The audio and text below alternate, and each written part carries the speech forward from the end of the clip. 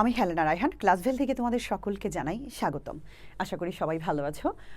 তোমাদের মধ্যে অনেক স্টুডেন্ট আমি দেখেছি ম্যাথটাকে অনেক ভয় পাও, বিশেষ করে আমি বলবো এসএসসি 26 যারা আছো তাদের যে সমস্যাটা হচ্ছে ইদানিং, 1 বছর তো অলরেডি পড়াশোনা হয়নি, সিলেবাসের সাথে তোমরা টোটালি ছিল না, তারপরে বই দিল 4 থেকে 5 মাস পরে, প্রায় 4 মাস পরে, মানে এখনও না তুমি জিরোতেই আছো, তোমার অবস্থান জিরো, তুমি ভয় পাচ্ছ এবং তুমি ম্যাথ দেখলেই তোমার ভয় লাগে, তোমার মনে হচ্ছে যদিও তোমাদের সিলেবাস কম, মানে অর্ধেক হয়ে গেছে, তবুও তুমি এটাকে আয়ত্তে আনতে পারছো না, বিশেষ করে জ্যামিতি অংশটা তুমি কোনোভাবেই পারছো না। আমি বলবো যদি তোমার এমন ভয় থেকে থাকে, এটা থেকে বের হওয়া তোমার উচিত এবং ট্রাই করা উচিত। গণিত বাবা ভালোবাসতে হবে, গণিতকে ভয় পেয়ে না ভালোবেসে গণিত করা উচিত। এখন তুমি বলতে পারো ম্যাম আমার তো দেখলেই ভয় লাগে, ভালো কেমনে বাসবো? আমি তোমাকে আজকে সেই বিষয়টাই দেখাবো কেমনে ভালোবাসতে হয়। কোনো একটা কিছুকে ভালোবাসতে হলে এটাতে সময় দিতে হয়। ধরো তুমি কেউ কাউকে ভালোবাসে, কারোর সঙ্গে কেউ টাইম স্পেন্ড করতে ভালো লাগে, তাকে পছন্দ করে, তার সঙ্গে ঘুরতে যায়, তাকে বেশি সময় দেয়, তার কথা শোনে, মানে তাকে বেশি বেশি করে তার সময় দেওয়াটাই হচ্ছে মেইন কথা, অর্থাৎ পাশাপাশি থাকা, কাছে থাকা, তবেই ভালোবাসাটা আরও বেশি গভীর হয়। ঠিক তেমনি ম্যাথটাকেও তোমাকে ভালোবাসতে হবে, এটাকে বেশি সময় দিতে হবে এবং এটাকে অবশ্যই চেনার পেছনে কাজ করতে হবে, যে ম্যাথ দেখে তোমাকে চিনতে হবে। আমি আজকে তোমাকে দেখাবো একটা অঙ্ক, যে তুমি যেটাকে লাইফে কোনো দিনই হয়তো নিজে করছো কিনা আমি জানি না, হয়তো করো নাই, কিন্তু আজকে তুমি একটা ডিফারেন্ট ব্যাখ্যা পাবা। চলো আমি দেখাই তোমাকে কীভাবে ম্যাথটা করতে হবে এবং তুমি যে সত্যিই পারো এবং তুমি পারবা। শোনো, তুমি কেমন এটা তোমার চেয়ে বেস্ট কেউ জানে না। তুমি কি করেছো? পড়াশোনা 1 বছর অলরেডি চলে গেছে তোমার, এখন 4-5 মাস আবার প্রায় এখান থেকে চলে গেল, অর্ধবার্ষিক পরীক্ষা, সেপ্টেম্বরে পি টেস্ট। তোমার অর্জন কতটুকু তোমার চেয়ে বেস্ট কেউ জানে না। সবাইকে ফাঁকি দিতে পারবা, নিজেকে নিজে কীভাবে ফাঁকি দিবা? সো এটার পেছনে কাজ করো, কি করলে বেস্ট হবে সেই ট্রাই করো। আমি আজকে তোমাকে একটা দেখাবো, এমন একটা এমসিকিউ দেখাবো, এই এমসিকিউটা তুমি আগে কখনো করেছো কি না নিজেই দেখবা, এবং আমার ক্লাসের পরে যদি তুমি বুঝো তাহলে বুঝবা, তোমার মধ্যে প্রবলেম নাই। সঠিক একজন ম্যান্টর দরকার যে তোমাকে এভরিথিং গুছিয়ে দিবে। চলো, আর মনে রেখো আমাদের কিন্তু ভর্তি চলছে এসএসসি 26-27, এইচএসসি 26-27, আমাদের এখানে কনফিডেন্ট অফারে ভর্তি চলছে, আর এখানেও প্রায় 50% ডিসকাউন্টে উভয় কোর্সেই ভর্তি চলছে। বিস্তারিত জানার জন্য এই হোয়াটসঅ্যাপ নম্বরে যোগাযোগ করবে, কেমন? চলো, আমি আজকে তোমাকে টাইপ 3, ভালো কথা, আমরা কিন্তু এমসিকিউগুলোকে বিভিন্ন টাইপে ভাগ করছি, অর্থাৎ এই অষ্টম অধ্যায় থেকে মাত্র 14টা এমসিকিউ, 14টা টাইপ করলে এনাফ। সপ্তম অধ্যায় থেকে মাত্র 4টা এমসিকিউ করলে শেষ। 11 অধ্যায় থেকে আমি 10টা এমসিকিউ বাছাই করেছি, 10টা টাইপ শেষ। অর্থাৎ এরকম করে ছোটো ছোটো করে প্রায় 70টার মতো এমসিকিউ করলে সারা বই টোটাল কমপ্লিট হয়ে যাচ্ছে। এইভাবে করে আমি করাচ্ছি এমসিকিউগুলা, কেমন? চলো, এটা একটা এমসিকিউ। এখন আমি যদি তোমার কাছে বলি যে এটা দুটি বৃত্ত পরস্পরকে বহিঃস্পর্শ করে, এদের একটির ব্যাস 10 সেন্টিমিটার এবং অপরটির ব্যাসার্ধ 4 সেন্টিমিটার, বৃত্তদ্বয়ের কেন্দ্রের মধ্যবর্তী দূরত্ব কত? কিছুই বোঝো নাই, ধরো আন্দাজের উপর একটা বলে দিলাম তোমাকে, এটা হচ্ছে একটা দুটি বৃত্ত পরস্পরকে অন্তঃস্পর্শ করে, এদের একটির ব্যাস 10 সেন্টিমিটার, অপরটির ব্যাসার্ধ 6 সেন্টিমিটার হলে এদের কেন্দ্রদ্বয়ের মধ্যবর্তী দূরত্ব কত? আবারও 8 সেন্টিমিটার 4 সেন্টিমিটার ব্যাস বিশিষ্ট দুটি বৃত্ত বহিঃস্পর্শ করলে তাদের কেন্দ্রদ্বয়ের মধ্যবর্তী দূরত্ব কত? অর্থাৎ বারবারই দেখতে পাচ্ছি কেন্দ্রদ্বয়ের মধ্যবর্তী দূরত্ব, কেন্দ্রদ্বয়ের মধ্যবর্তী দূরত্ব, কেন্দ্রের মধ্যবর্তী দূরত্ব, একই কথা। তাহলে এই প্রশ্নটা কি একটাই আনসার? না, এটার একটা বেসিক জানতে হবে। তুমি যদি বেসিকটা জেনে যাও, তুমি এটা যেভাবেই আসুক, সংখ্যা চেঞ্জ দেখ, 100 দেখ, যা দেখ, তুমি পারবা। তাহলে চলো, এখান থেকে 3-4টা বিষয় তোমাকে জানতে হবে, যেমন বহিঃস্পর্শ কথাটা কি, অন্তঃস্পর্শ কথাটা কি, এগুলো তোমাকে জানতে হবে। ব্যাস কি, ব্যাসার্ধ কি? চলো আমি একটা এখানে নিচ্ছি। বাবা, এই হচ্ছে একটা বৃত্ত, এই হচ্ছে আরেকটা বৃত্ত, দুটি বৃত্ত পরস্পরকে বহিঃস্পর্শ করেছে। বহি মানে আমি ধরে নিচ্ছি বাহিরের দিক দিয়ে স্পর্শ করেছে, হ্যাঁ, ধরে নাও এটা ভাবে আঁকাটা হয়নি, এইরকম দুটি বৃত্ত পরস্পরকে বাহিরের দিক দিয়ে, ঠিক আছে, এই একটা এই একটা, দুজনকে বাহিরের দিক দিয়ে স্পর্শ করে আছে। স্পর্শ মানে হালকা টাচ করে যাওয়া, ছুঁয়ে যাওয়া। তো বৃত্তের এই একটা কেন্দ্র আছে, এটারও একটা কেন্দ্র আছে, তো দুজনে বহিঃস্পর্শ করা মানে বাহিরের দিক দিয়ে লেগে আছে। আর অন্তঃস্পর্শ করার মানে হচ্ছে দুইটা বৃত্ত এই পরস্পরকে একটার ভেতরে আরেকটাকে স্পর্শ করেছে, ভেতরের দিকে, আর ওটা হচ্ছে বাহিরের দিকে। আগে এই দুইটা জিনিস বহিঃস্পর্শ অন্তঃস্পর্শ বুঝে নিলাম। এবার বৃত্তের তো আমরা জানি এটা কেন্দ্র, এটা হচ্ছে কেন্দ্র, এটাও বৃত্তের কেন্দ্র, আর কেন্দ্র থেকে পরিধির যে দূরত্ব, কেন্দ্র থেকে পরিধির যতগুলো দূরত্ব তুমি আঁকবা, এদের প্রত্যেককে বলে ব্যাসার্ধ। কি বলে? ব্যাসার্ধ। আর এই পুরাটা যদি কেন্দ্র দিয়ে যদি পুরাটা যায়, এপাশ থেকে ওপাশ একদম কেন্দ্রকে ছেদ করে চলে যায়, তখন এই পুরাটাকে বলা হচ্ছে ব্যাস। বাবা, এগুলো বুঝতে হবে। ব্যাসের অর্ধেক হচ্ছে ব্যাসার্ধ, অর্থাৎ ব্যাসটাকে অর্ধেক করে কেটে দিলে এটা হয়ে যাচ্ছে ব্যাসার্ধ। তাহলে ব্যাস হচ্ছে পুরাটা, কেন্দ্র দিয়ে যদি এপাশ ওপাশ যায়, কেন্দ্র দিয়ে গেলেই হবে।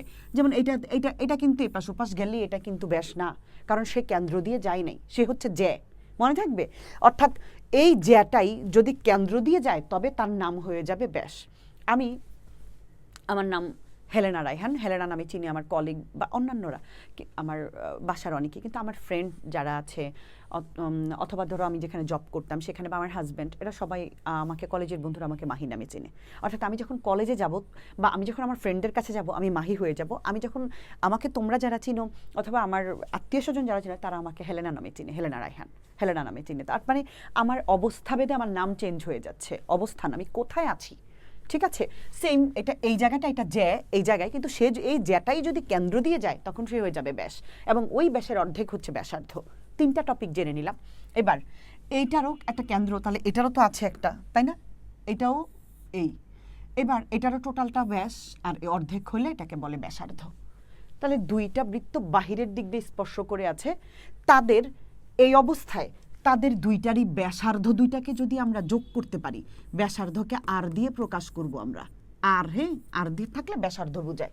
অর্থাৎ যদি 2টা বৃত্ত পরস্পরকে বহিঃস্পর্শ করে তবে তাদের ব্যাসার্ধ 2টাকে যোগ করলে যা পাবো তাই হচ্ছে কেন্দ্রদ্বয়ের মধ্যবর্তী দূরত্ব। অর্থাৎ এই দূরত্ব থেকে এই দূরত্ব, এই 2টা কেন্দ্রের মধ্যবর্তী দূরত্ব 2টা আর, এই পাশের একটা আর ব্যাসার্ধ, এই পাশের আর, 2টা আরের যোগফল করে দিলেই হয়ে গেল। এবার আসি এইটাতে, এটা হচ্ছে একটা আর এটা হচ্ছে আরেকটা।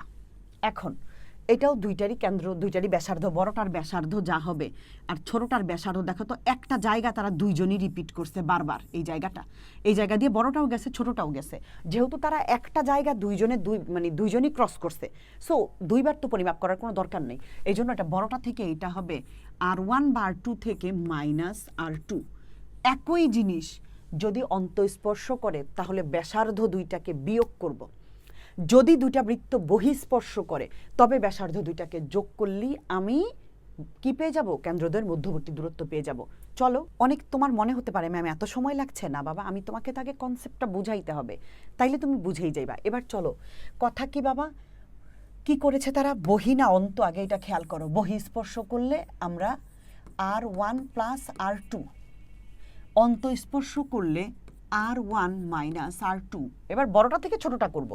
বহিঃস্পর্শ করলে R1 + R2, অন্তঃস্পর্শ করলে R1 - R2। এইটুকু কনসেপ্ট তো বুঝে গেছি। এবার আর মানে কি, ব্যাসার্ধ। ব্যাসার্ধ 2টা দেওয়া থাকবে না, তোমাকে কনফিউজড করার জন্য ওরা ব্যাসগুলো দিয়ে দিবে। ওরা একটার ব্যাসার্ধ দিবে আবার একটার ব্যাস দিবে, কিন্তু তুমি সবসময় সচেতন থাকবা, তোমার চোখ কান খোলা রাখবা, আমাকে আর বের করতে হবে। ব্যাস থাকলে আমি এটাকে কাইটটা অর্ধেক করে নিব, ভাগ করব। তাহলে ব্যাসার্ধ 4 একটা পেয়ে গেছি, ব্যাসার্ধ হচ্ছে 4। আরেকটার আছে মা ব্যাসার্ধ না, এটা আছে ব্যাস। তাহলে তুমি কি ব্যাসের সাথে ব্যাসার্ধকে 10 আর 4 যোগ করবা? কখনোই না। তাহলে তোমাকে কি করতে হবে, এটাকে অর্ধেক করতে হবে। 2 দিয়ে কাটাকাটি করলে 5। তাহলে এবার 5 + 4, যেহেতু বহিঃস্পর্শ করেছে 2টার ব্যাসার্ধ বের করে যোগ করে দিলাম 9। যদি বলতো সবই ঠিক আছে, যদি বহির জায়গায় অন্ত থাকতো তাহলে 5 - 4, তাহলে 1 হইতো। অন্তঃস্পর্শ করলে বিয়োগ। সেম জিনিসটা, এই যে অন্তঃস্পর্শ করেছে, ব্যাসার্ধ একটার 6 আর একটা ব্যাসকে অর্ধেক করে, এবার 10 থেকে 6 বিয়োগ করো না বাবা, ব্যাসার্ধ থাকলেই 2টাকে বিয়োগ করতে পারবে, না থাকলে ব্যাসার্ধ বানাই নিতে হবে।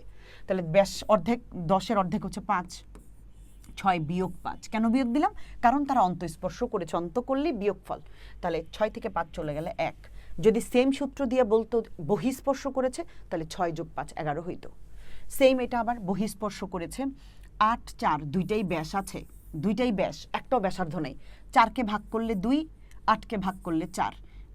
যেহেতু বহিঃস্পর্শ করেছে 2টাই যোগ করব, 4 আর 2 মিলে 6। 2টি বৃত্ত পরস্পরকে অন্তঃস্পর্শ করলে তাদের কেন্দ্রদ্বয়ের দূরত্ব কত হবে?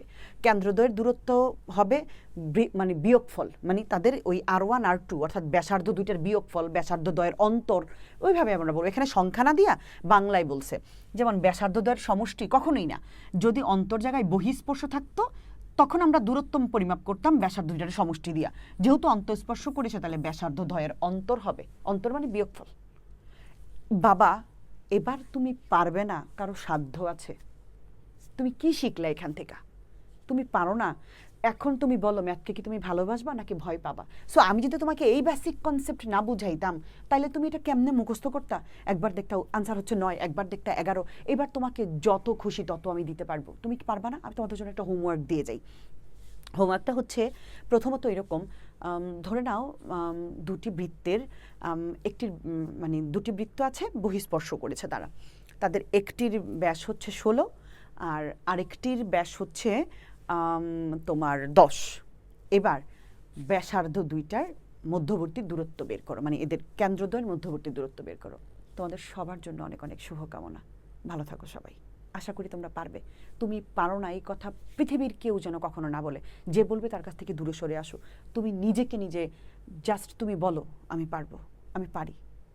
ক্লাসভেল তোমার জন্য অপেক্ষা করছে, তুমি চাইলে এখানে জয়েন হতে পারো। আমি তোমার সম্পূর্ণ দায়িত্ব নিব। আমার পার্সোনাল হোয়াটসঅ্যাপ নম্বর পাবে ভর্তির পরে, যে কোনো প্রয়োজনে আমাকে নক করতে পারবে। আমার প্রত্যেকটা ভিডিও এভাবে করে সাজানো আছে, প্রত্যেকটা কনসেপ্ট ক্লিয়ার করা আছে, বেসিক আলোচনা করা আছে। প্রায় 3 থেকে 400 প্রতিটা অধ্যায়ের 200-300 করে এমসিকিউ করে দিয়েছি, প্রত্যেকটার ব্যাখ্যা আমি দিয়েছি। এবং পরীক্ষার আগে আমি 60 থেকে 70টা এমসিকিউ বাছাই করে দিই, মেইন পরীক্ষার আগে, প্রত্যেকটা টেস্টের আগে, প্রি টেস্টের আগে। ওগুলো করলেই এনাফ হয়ে যায়। ভালো থাকো সবাই, সবার জন্য অনেক অনেক শুভকামনা।